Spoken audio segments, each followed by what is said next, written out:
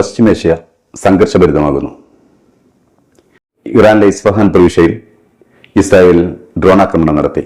അതേസമയം ഇസ്രായേലിന്റെ ഡ്രോണുകൾ വെടിവെച്ചിട്ടതായി ഇറാൻ റിപ്പോർട്ട് ചെയ്യുന്നു.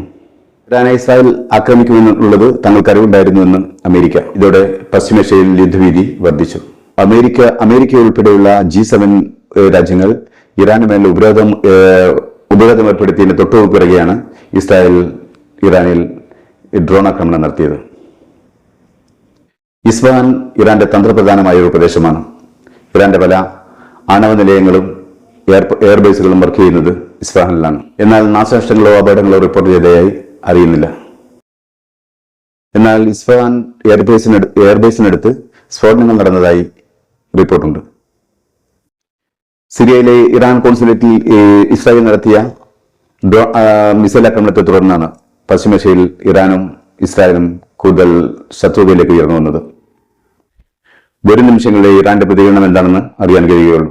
ഇറാൻ ഏത് രൂപത്തിലാണ് തിരിച്ചടിക്കുകയെന്നും അത് പശ്ചിമേഷ്യയെ ഏത് രൂപത്തിലാണ് ബാധിക്കുകയെന്നും അടുത്ത നിമിഷത്തിലെ വരും സമയങ്ങളിലെ അറിയാൻ കഴിയുകയുള്ളൂ.